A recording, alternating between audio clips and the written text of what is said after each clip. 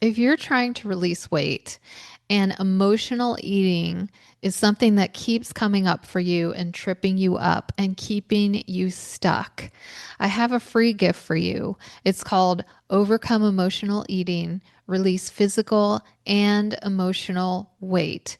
And it is a support bundle because overcoming emotional eating is not about willpower. It's about releasing what's weighing you down, both physically and emotionally. So, I want to offer you this powerful 3-part video training series where I'll guide you through 3 gentle steps to help you break free from emotional eating and finally feel lighter and at peace with food and your body. And when you download this support kit, you'll also receive a beautiful Pause and Nourish self care toolkit for emotional eating, which includes journaling prompts to help you explore your emotional triggers, and a Nourish Me menu with soothing alternatives, and also a self compassion ritual to help you calm cravings and meet your needs in deeply supportive ways. You can download this free gift bundle on the link below or at sarahhaaswellness.com. Welcome, beautiful soul. You're listening to the Boss Body Podcast, where we empower busy women in midlife, menopause, and beyond with the tools they need to release weight, physical, mental, and emotional, to create the vibrant, healthy life they deserve. If you're successful in so many areas of your life, but you struggle to give yourself the same love and care you offer everyone else, you've found your community. I'm your host, Sarah Haas, women's weight release and body love coach, and I'm here to help you age radiantly, feel good in your body, and live a joyful, energized life now and for decades to come. Hi, everybody. Welcome back to the Boss Body Podcast. This is Sarah Haas, and I'm honored that you've chosen to be here with me today. I want to dive into a subject that this sort of really opened my mind to a lot, and it's drinking and alcohol. And, it's something that I know a lot of you ladies, I enjoy my glass of wine. I know you do too. But sometimes that can get a little much, a little out of our control, and it can kind of become a lot like food in a way because it's a way of escape, it's a way of numbing out. And especially like through the COVID years, it became just such a crutch that we relied on. And we were home and we were depressed and worried and anxious and scared. And it became something that a lot of us turned to. And we know alcohol is not good for our bodies. We know it's not good for our health. It increases your chance of all kinds of cancers, something I'm obviously very aware of because of my history with breast cancer and wanting to prevent that ever coming back, obviously, and any other cancers. And it's also related to other lifestyle related diseases. So it's a toxin. It's not good for our body. We know that, but yet it kind of can pull us in. And so I wanted to have Colleen Freeland on today. She's an intuitive drinking coach and the founder of the Emotional Sobriety Coaching. And I feel like she has such a different perspective than what we're used to hearing. So I can't wait for you to hear what she has to say about that. I want to just tell you a little bit about her. She's also the host of the globally top ranked It's Not About the Alcohol podcast, which I know she's going to dive in and kind of explain what she means by it's not about the alcohol.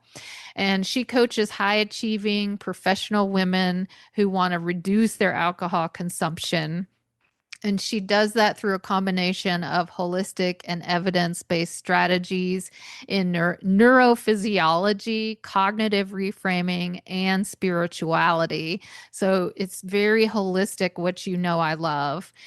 to reprogram your mind and body so you actually prefer drinking in moderation, which I love that. Colleen will tell us some of her story. She struggled with alcohol use disorder for over 20 years in secret before she discovered that the solution to overdrinking is to actually get happy, not sober. So that's a real mindset shift. She's an addiction and recovery certified master life coach with an MSc in health coaching, a BS in biology and chemistry education, and she's certified as a women's functional and integrative professional. So, Colleen, I can't wait to hear what you have to share with us. And I want to thank you so much for being here today. I'm excited too. I love talking about this, giving women a different perspective, also giving them hope and real information that can move the needle on sometimes what becomes a habit that feels very shameful and guilt and fear inducing, like you talked about, what am I doing to my health? So I'm excited to dive into this with you today. Yeah, and I think so many of us can relate, regardless of our level of drinking. We know it's not good. And if you say, oh, I'm not going to have a glass of wine with dinner every single night, and then you end up doing it two, three, 4 nights in a row, and then you wake up the next day and you're like, ugh, I really shouldn't have had that drink last night. But then there's a whole spectrum of this disordered way of drinking and of dealing with your life. And I know some women have really struggled with getting control over this. So I'm excited to hear what you mean. One of the things that you mentioned to me is gray area drinking and mindful drinking. But before you dive into what that means and how it can change us, I want to hear a little bit about your story because I know that you have a really personal story, which so many of us do. That's how we come to be in the work that we're doing is because we Yeah. have had personal experience. You listed all of my accolades, but you forgot to mention I have a PhD in drinking and alcohol use disorder, which, just to be clear on that, alcohol use disorder is a thinking issue where you drink more than you think you should drink. And for some reason, that feels hard or complicated to self correct. Alcohol use disorder is not measured by how much or how often you drink. And I was a daily drinker, a heavy daily drinker. I mean, I drank a bottle of wine every single night without skipping a day for 15 years, even when I was sick or traveling or whatever. Like it was such a habit. And I had become ashamed of that. You talked about waking up the next morning and being like, I shouldn't have done that. Why did I do that? That is actually the seed of alcohol use disorder. It is your response to yourself when you perceive that you failed or that you've made a mistake or that you can't stick with it, you're inconsistent. Like it's not about how much or how often you drink. It's about your response to yourself that fuels the negative emotions. Your relationship with alcohol gets infected, if you will, by shame and guilt and fear and all the other negative emotions. And then that's where it becomes, an emotional issue. And then in your brain, alcohol's a problem, but it's also a solution. And welcome to Crazy Town. And I went through that for, like I said, I drank every day for 15 years. And for a long time, I didn't perceive that to be a problem. I perceived it to be a privilege. Grandma says, eat on your best plates. And I assumed that would be coupled with, top shelf vodka in a cocktail or a vintage bottle of Cabernet. I didn't perceive that I was doing anything wrong or even anything unhealthy. I mean, I grew up in a time where 1 or 2 glasses of red wine was considered healthier than being a teetotaler. Yeah, So and I I, think that's been promoted in the yeah, media that drinking is healthy because of XYZ, when really if you do your research, the negative impact physically yeah, outweighs the positive. yeah. Yeah, it does. And I'm going to push back on that just a little bit because There are blue zones where smokers and drinkers live past 100. It is not, there's hundreds of studies on, let's say, smokers. And who dies of lung cancer and who doesn't is not determined by how much or how long you smoked.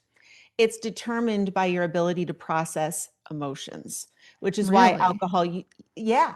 I mean, of course, you can smoke your risk up quite well and you can drink your risk up, but it is not the external carcinogens that are the problem. You could just as easily get focused on things like plastic water bottles and pesticides in your food and preservatives and sugar and MSGs. There are so many things that we can be afraid of. And it's honestly, it's the reason I teach intuitive drinking is because your body is very intelligent. Hmm. You don't have a high tolerance for alcohol. You have a high tolerance for ignoring yourself. Your body 0 times craves alcohol. It craves water and sleep and sunlight and movement and connection. Pretty simple. It's like babysitting a 2-year-old. It's the stories we get into our head about why we want to drink or why we need to drink or why it's, again, hard or complicated to drink less. And so, like a lot of the work that I do, it's just relanguaging. I'm really craving alcohol. No, you're not. You're craving stress relief. You're Hmm. craving more support. You're Hmm. craving being seen and understood. So everything we do, every action we take, honestly, it filters down to an emotional need. And when you learn to communicate what you really need and you learn how to read your own body language, your body speaks energy, not English. And so the dangers of alcohol are really mitigated when you start paying attention. There are times when I take one sip of wine and I'm like, it's not today. And there are times when I love, please get me a second glass. I'm having fun. I feel great.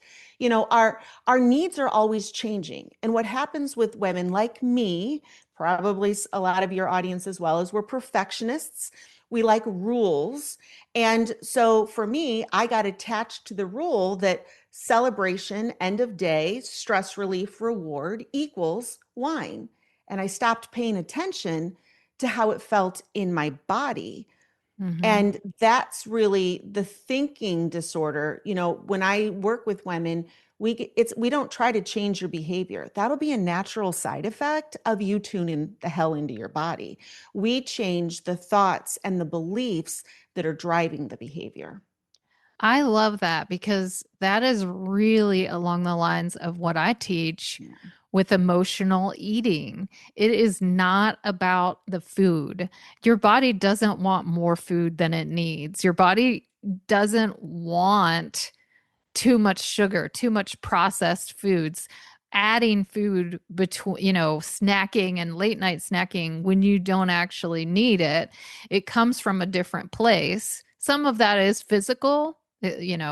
Things get out of balance and you have a need for energy and lots of reasons. But emotional is at the core of it. And what is it you're really hungry for? What is Right. it you're really craving? And if you just focus on the food, with what you're saying is if you just focus on the alcohol, then you're thinking, oh, don't do it. Then you do it because you didn't get to the root of why you're doing it. And then that guilt and shame comes in, which makes you feel worse, which perpetuates that cycle of going back again and again for Yeah. relief of not feeling good. And then it's just this snowball that's just never ending cycle that just keeps repeating itself. So I really do understand where you're coming from. The worst thing you can do is decide to reduce your drinking or to not drink. And I want to explain the difference between a negative and a positive goal. It's not that saying you want to drink less or lose weight is negative. But in terms of how the brain works a lot like a search engine. So if you want something, you have to tell it what you want, not what you don't want. It's Yeah. very similar if you were to go to dinner in a foreign country, you don't speak the language, and there's two things on the menu, and there's a picture of steak and there's a picture of pasta, but you're gluten free. So you start pointing at the pasta and being like, I don't want this because I can't have it because I have celiac disease. What is the waiter going to bring you? It's what you're pointing at. And so, learning how to set positive emotional goals, what do you really want?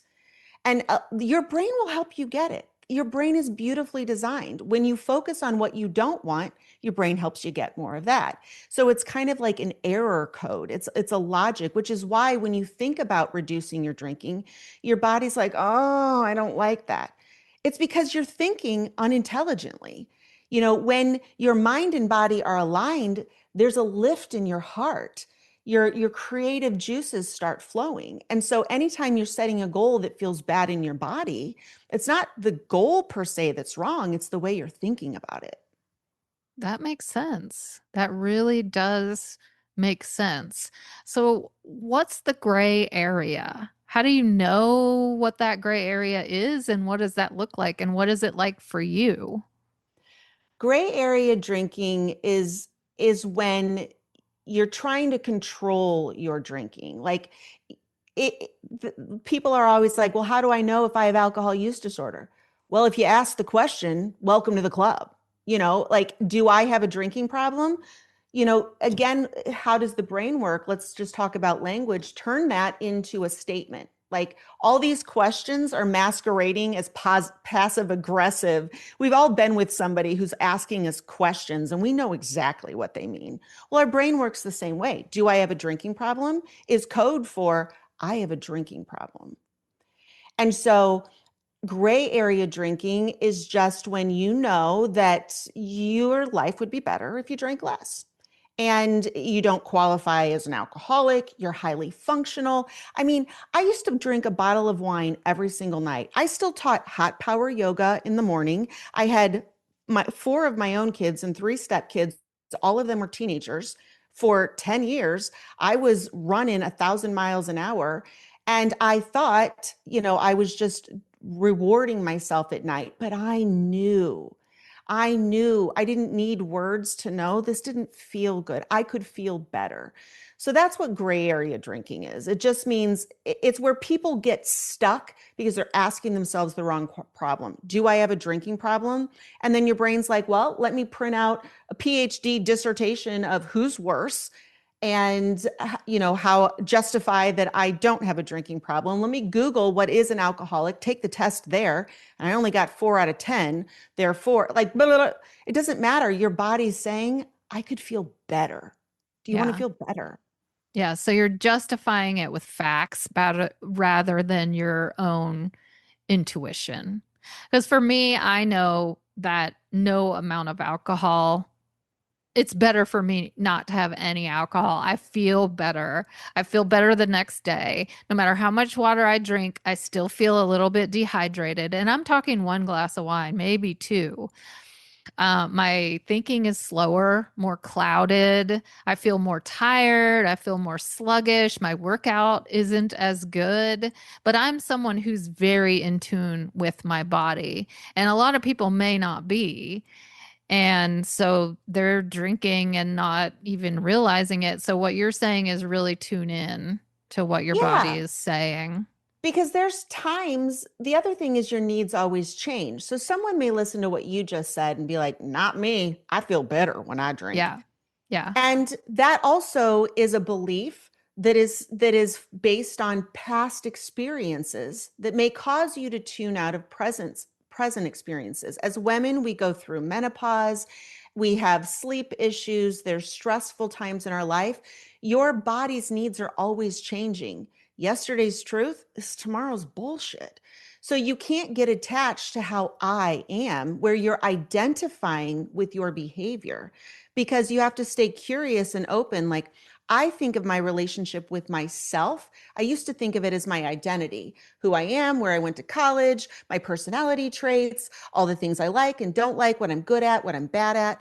Yourself is a physical being that lives in the present moment, and her needs are always changing. And so you can't get too attached to what you think you know about yourself, because when you do, you miss the new information that you would feel so much better if you paid attention to.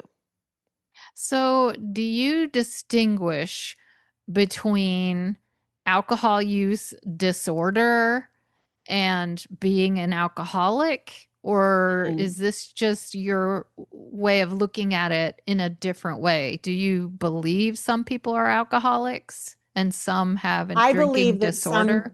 I believe that some people believe that they are alcoholics. The DSM-5, the latest version, you can say alcoholism because for sure I experienced that, but we don't label people. And that's where people get stuck is if you think you're an alcoholic, your dad was an alcoholic, then the number one predictor of addiction and over drinking with alcohol is the belief that you're one of those people who needs to drink more, wants to drink more, can't control yourself. That is a mindset, that is a belief.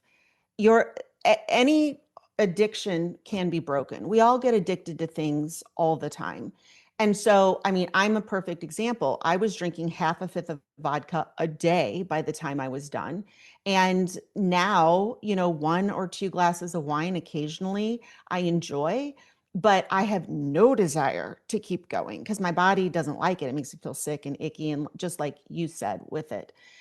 So alcoholic is actually a very dangerous label to slap on people. Studies show that people who identify as sober alcoholics have much higher rates of binge drinking in the future because they believe one drink is a relapse and then it just becomes a self-confirming self-prophecy, and then they go out and they do that. And whereas people who are taught that, you can stay sober as long as you want, but you're not going to lose control. Nobody loses control when they drink. They lose control of their thinking, not their drinking. And so the way people look at themselves, you know, even the idea of losing control, I'd never lost control. If I had to drive, I could get my shit together. If I had to teach an extra class in the morning, I didn't do it. If I was getting my liver enzymes tested, I'm going to dial it down. If I want to lose 10 pounds before spring break, I would control my alcohol. The problem was when I wasn't motivated to control it, and my relationship with myself was just absent and all these other beliefs were driving. So to answer your question, alcoholic is a self-imposed identity. There's no test. You don't go out in nature and find this person is or isn't. Of course there's genetics that deal with how you metabolize alcohol that might make it more appealing or whatever, but like the whole concept of the addictive personality, that's not a thing. Even addiction experts agree. That's a mindset, and mindsets can be learned and unlearned.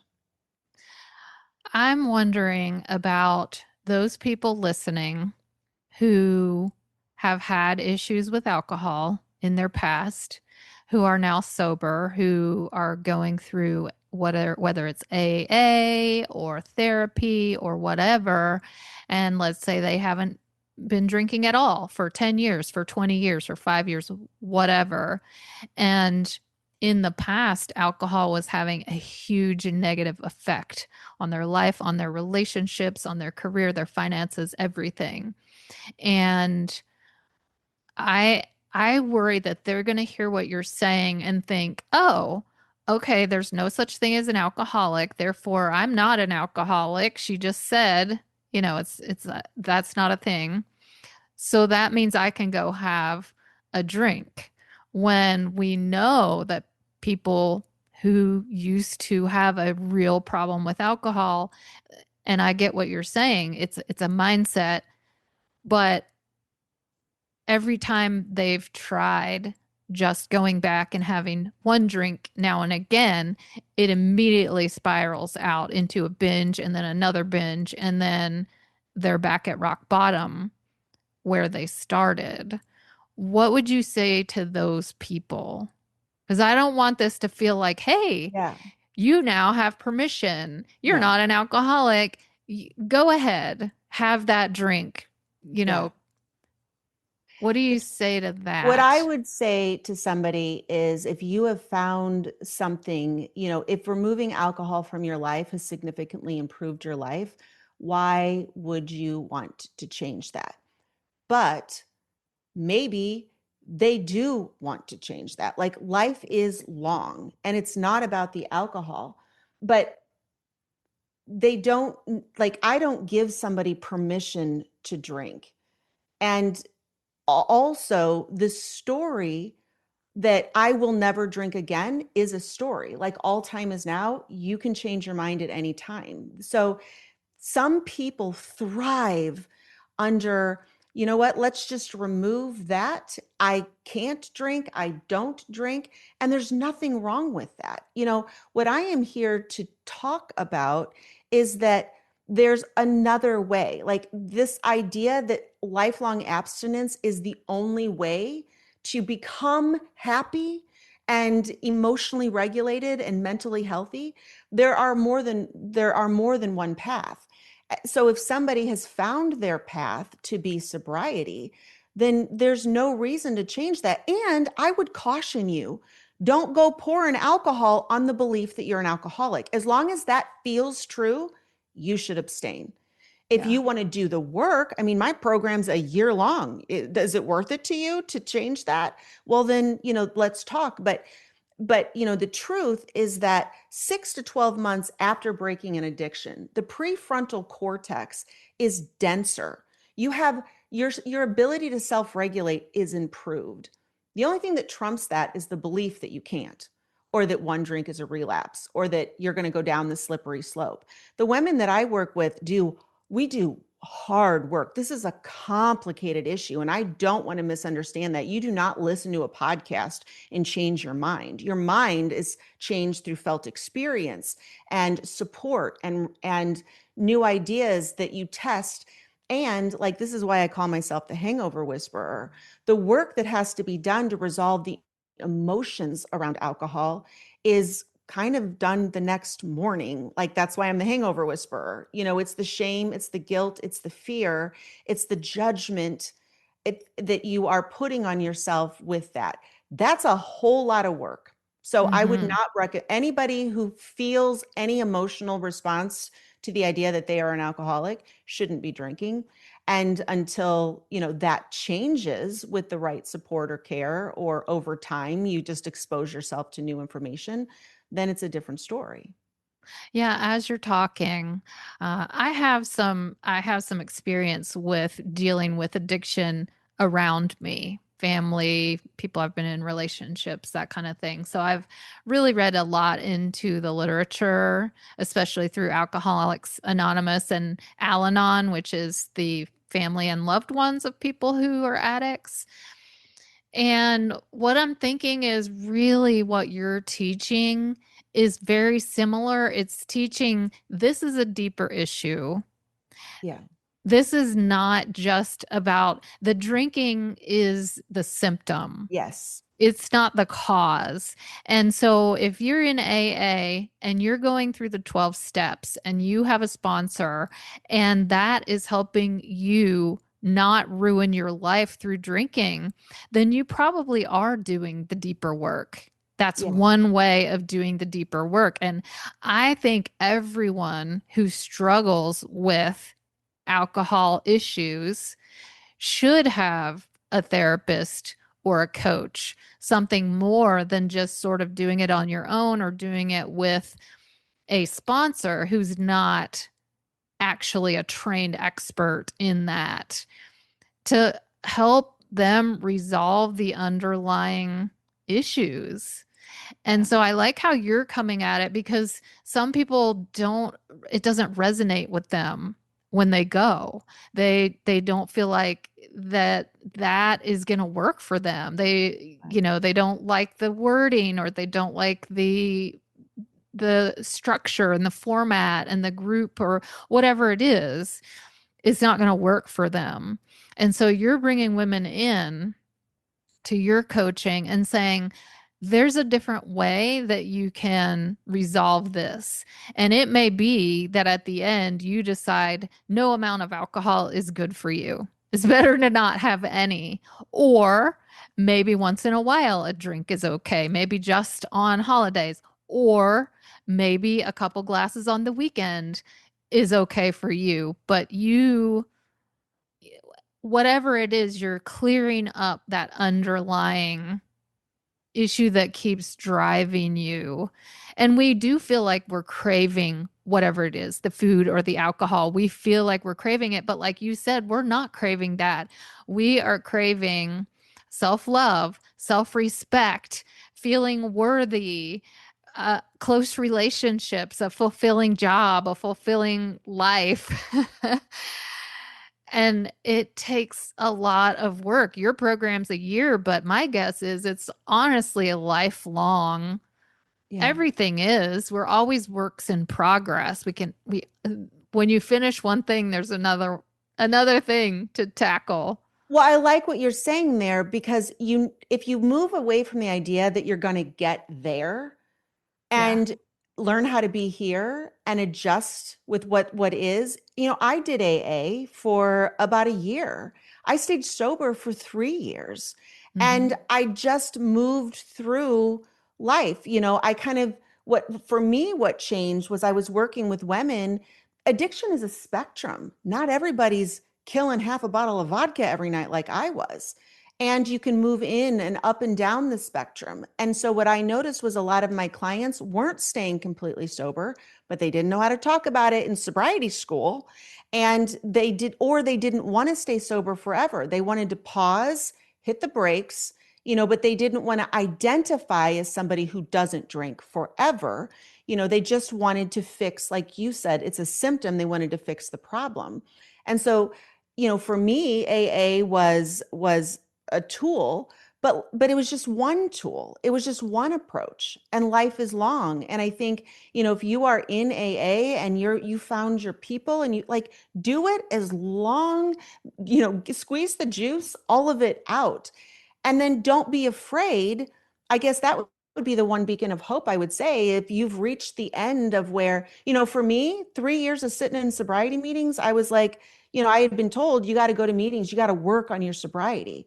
And I Right. was like, I don't want to work on other stuff. Like, this is boring. I don't want to keep talking about a drinking problem I don't even have because I ain't had a drink in 3 years. Like, to me, it kind of, I wanted to move on. And so as long as you are heart open, mind open with whatever you're doing, you've got a tool that works. Use that tool, but don't be afraid if it starts to not work and think something's wrong with me. I can't keep doing this. Nope. You just need to find different support, or a different path. The brain likes novelty. And you always have to meet your needs where you are, not where you should be. Yeah. And something that you said sort of triggered a memory that I had when I was going through therapy because I was dealing with a very close loved one who struggled, and how it was affecting me and all of that. And they were talking about, the word relapse, or you probably don't use that verbiage, but sort of saying, I'm not going to drink, I don't want to drink, and then doing it anyway, and then it's spiraling out of control. And she said, if relapsing keeps occurring, if you feel out of control around your drinking, that means there is still unhealed trauma. That is your symptom, that is your clue that there's still more inner work to be done. And that's basically what you're saying is, you call it emotional sobriety. Yeah. And if you've struggled with something all your life, emotional something, you're not going to clear that up in a year. You're not going to go, oh, okay, I did a year of AA or therapy or your program, whatever, and go, oh, I'm never going to have another drink. I'm all good. I'm cured. I worked through that.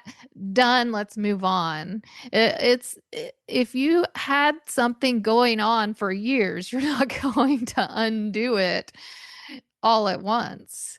Yeah. And so I want to thank you for sharing all that. I love the perspective, and I am all about what's underlying. We love to beat ourselves up. We like to label ourselves. We like to blame ourselves. We feel that shame all the time. When reality is, we've been through shit in our lives. You cannot escape life without hard things happening to you. And you're going to try to deal with it somehow. We have to survive. We all need, want, and deserve to feel good. And so if alcohol is how you're using, what you're using to feel good, if food is what you're using, then that's a symptom that you need more emotional sobriety. I like how you said the solution is to get happy, not sober. And that's all about getting to the root. So Yeah. I just want to thank you so much. I love this conversation. And I want to tell everybody listening that if they want to learn more, you can find Colleen online at emotionalsobrietycoaching.com. She also has an amazing podcast. I've been a guest. It's called It's Not About the Alcohol. And on social media, she's known as the Hangover Whisperer. So thank you, Colleen. It's been such a pleasure.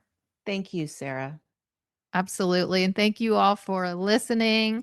I appreciate you, as always, for letting me be a little piece of your life. And I will see you soon. Thank you so much for being here. I'm honored that you've chosen to spend your time with me and allowed me to be part of your journey. In case you need to hear this, you are enough. You're smart enough. You're successful enough. You're beautiful enough. You're important enough. You are enough right now, just as you are. You were enough yesterday. You'll be enough tomorrow. If this episode resonated with you, I'd love for you to subscribe and share it with the amazing women in your life who could use a little extra love and support. Take care of yourself, and I'll see you next time.